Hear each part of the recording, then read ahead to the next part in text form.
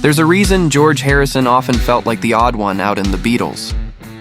While Lennon and McCartney pushed boundaries through pop and psychedelic experimentation, Harrison's heart was rooted in guitar-driven rock, rhythm, melody, and emotional tone. He loved groove and sincerity, not overcomplicated arrangements or flashy harmonies. So when the Beatles recorded Honey Pie in 1968, Harrison couldn't help but feel detached. It was clever, yes, witty even. But to him, it didn't sound like the Beatles anymore.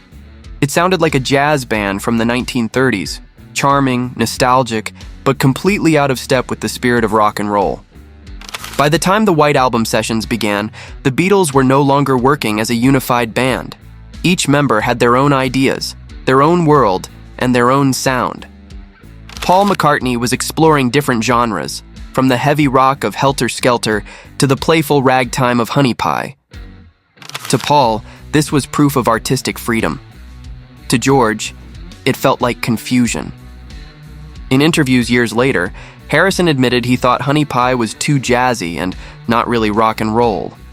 He respected Paul's musicality, his ability to compose in any style, but that didn't mean he liked every direction Paul took the band. Honey Pie, he said, wasn't what the Beatles were about. It wasn't rebellious, raw, or forward-thinking. It was showbiz nostalgia, something you'd expect from a dance hall, not Abbey Road studios. Paul McCartney had long been fascinated with early 20th century music, the jazz standards, music hall tunes, and big band crooners his father loved. Songs like When I'm 64, Your Mother Should Know, and Honey Pie all carried that same vintage flavor. For Paul, it was a love letter to the music of his childhood. Whimsical, sentimental, and filled with character. He once said, "Those old songs had a sweetness. I loved the melodies, the phrasing. I just wanted to capture that in a Beatles song." But to George Harrison, that nostalgia felt misplaced. He wasn't against melody.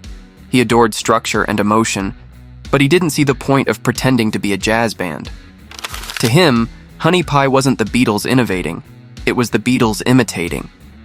George once joked, it was more Paul's grandma's kind of music. It wasn't meant as cruelty, just honesty. In the studio, Honey Pie became another example of the Beatles' fractured unity. Paul came in with the entire arrangement in his head, the chords, the tempo, the brass lines, even the clarinet solos. He directed the session like a conductor, telling everyone exactly what to play. John added a playful jazz-style guitar solo, George filled in rhythm parts, and Ringo did his usual best to make sense of the odd tempo.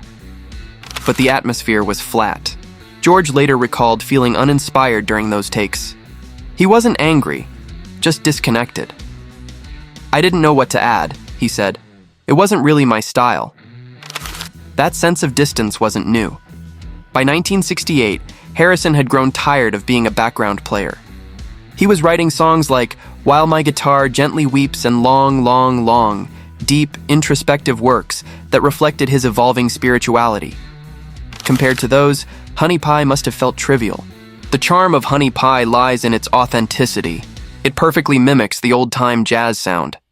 But that was exactly what bothered George. It was too perfect. The fake crackles of old vinyl, the brass section recorded through vintage filters, Paul's smooth, crooner-like vocals. Everything was designed to sound like the past. To George, who believed in music as a form of truth and self-expression, that polish felt artificial.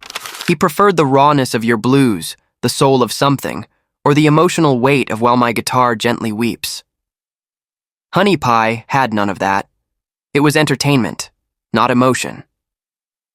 George once said that by the late 60s, the Beatles were starting to drift away from what made us real. Honey Pie was proof of that drift. Interestingly, George wasn't alone in his view. John Lennon called Honey Pie granny music, echoing his earlier complaint about obla-dee, obla-da. He had no patience for Paul's musical theater instincts. Ringo, ever the diplomat, said he enjoyed recording it, but he also called it Paul's thing. In other words, it wasn't a Beatles song. It was a McCartney solo track wearing Beatles clothes. Behind the humor, though, was fatigue. Everyone could feel it, that creeping sense that the band's chemistry was fading. They weren't four boys making magic anymore. They were four men making separate statements. Years later, George Harrison could look back at the White Album with affection, but not without irony. He admitted it was like four solo albums stitched together. Each Beatle had their own world, and Honey Pie was the perfect example of Paul's world, lighthearted, nostalgic, and obsessively detailed. In a 1987 interview, George reflected, "I liked some of Paul's stuff, but not all of it. Honey Pie was a good tune, but too jazzy, not really rock and roll." That line sums up Harrison's musical philosophy. He respected artistry, but he valued authenticity more. For George, rock and roll wasn't about complexity, it was about connection. It was about spirit, not showmanship. And maybe that's why George Harrison stood apart. He wasn't against Paul's creativity. He just believed the Beatles were at their best when they were honest. When the guitars roared, the harmonies blended naturally, and the message came from the heart. Honey Pie may have been clever and charming, but for George, it was a reminder that even geniuses could lose their way when they chased style over soul.